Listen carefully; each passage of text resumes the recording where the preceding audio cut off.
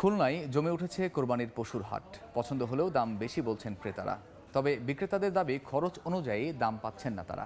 এই মুহূর্তে খুলনার ডুমুরিয়ায় শাহপুর হাটে আছেন সহকর্মী আব্দুল আল মামুন রুবেল এবং বাগেরহাটের মোড়লগঞ্জের কালিকাবাড়ি হাটে আছেন আলী আকবর টুটুল। প্রথমে যাচ্ছি রুবেলের কাছে। পবিত্র ঈদুল আজহার আর মাত্র কয়েকটা দিন বাকি। এখন কিন্তু জেলায় জেলায় খুলনা বিভাগের বিভিন্ন জেলায় জেলায় কোরবানির পশুর হাট পুরোপুরি জমে উঠেছে। সকাল থেকেই কিন্তু যে সমস্ত সাপ্তাহিক হাটগুলো রয়েছে এবং স্থায়ী এবং অস্থায়ী জেলার যে সমস্ত হাটগুলো রয়েছে সেই হাটগুলোতে কিন্তু ক্রেতা বিক্রেতারা আসতে শুরু করেছেন। খুলনা জেলার ডুমুরিয়া উপজেলায় জেলার সব থেকে বড় যে গরুর হাট, সেই গরুর হাটটিতে আমি এই মুহূর্তে রয়েছি, যেটি শাহপুরে অবস্থিত। এই হাটটি কিন্তু সাপ্তাহিক বৃহস্পতিবার নিয়মিত বসে।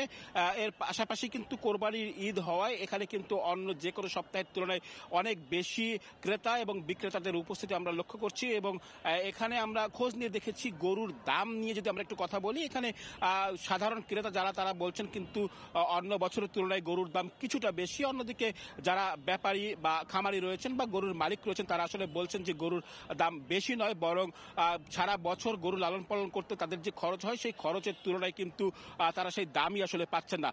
এখানকার সাধারণ ক্রেতাদের সাথে আমরা কথা বলে দেখেছি ক্রেতাদের আগ্রহের জায়গা কিন্তু ৮০,০০০ ৯০,০০০ টাকা থেকে শুরু করে ১,২০,০০০-৩০,০০০ টাকা পর্যন্ত এই আকারের গরুর চাহিদাই কিন্তু ক্রেতাদের কাছে বেশি। এবং হাটে কিন্তু এই আকারের গরুর সংখ্যাই আমরা বেশি দেখছি। এবং এই হাটটিতে আমরা পাশাপাশি দুটি মাঠ এবং দুটি মাঠে কিন্তু পরিপূর্ণ রয়েছে গরুতে। জেলার বিভিন্ন উপজেলা থেকে এবং আশেপাশের বিভিন্ন জেলা থেকে এখানে গরু নিয়ে এসছেন ক্রেতারা এবং অনেক বিক্রেতা কিন্তু তাদের গরু বিক্রি করতে পারছেন তাদের যে নির্ধারিত বা কাঙ্ক্ষিত মূল্য সেই মূল্যে বিক্রি করতে পারছেন। অন্যদিকে ক্রেতারাও কিন্তু অনেককে আমরা দেখছি যারা কিন্তু সকাল থেকে ঘুরে এই গরু কিনে আসলে তারা আসলে খুশি হয়েছেন। আবার অনেকে এখন অপেক্ষা করছেন যে বেলা পড়লে হয়তো দাম একটু কমতে পারে।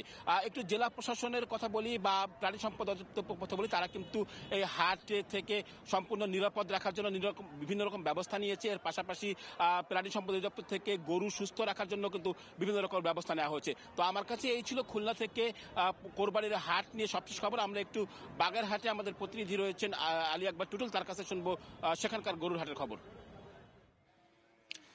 বাগেরহাটে জমে উঠেছে পশুর হাট। আমরা জানি যে আর মাত্র কয়েকদিন পরেই আসলে ঈদুল আজহা, সেই ঈদুল আজহা উপলক্ষে এখন কোরবানি পশুর হাটগুলো এখন জমে উঠেছে। যদি বলি যে বাগেরহাটের একেবারে প্রত্যন্ত এলাকা মোড়লগঞ্জে সুন্দরবন সংলগ্ন এবং জেলার এবং দক্ষিণে এই জেলায় আসলে রেমালের যে বড় ভয়াবহতা ক্ষয়ক্ষতি হয়েছে, তারপরেও কিন্তু মানুষের মধ্যে এক ধরনের যে আল্লাহর যে নৈকট্য লাভের জন্য এবং আল্লাহকে সন্তুষ্টি করার জন্য তারা কোরবানি দেওয়ার জন্য এই পশুর হাটে এসেছেন। আমরা দেখেছি যে এই হাটে প্রচুর পরিমাণে যে গরু উঠেছে সেটা হলো এবং দেশীয় গরু এবং ছোট গরু।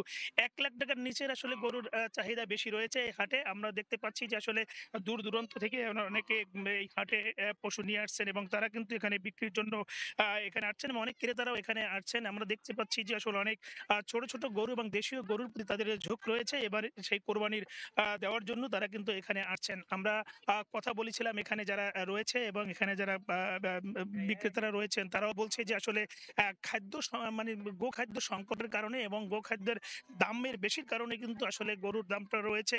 এবং এখানে কিন্তু আসলে যে গরু তারা লালন পালন করছে সেটা কিন্তু তাদের দেবন হচ্ছে। এবং এখানে কিন্তু রয়েছে যদি বাগেরহাটের জেলায় প্রায় ৩০টির মতন এবং পশুর হাট রয়েছে, যে হাটে এখন বেচা কেনা একেবারে জমে উঠেছে প্রতিনিয়ত কোনো না কোনো হাটে এবং এই গরু উঠছে। এই ছিল আমার কাছে বাগেরহাটে পশুর হাট থেকে কেনা বেচার সবশেষ খবর।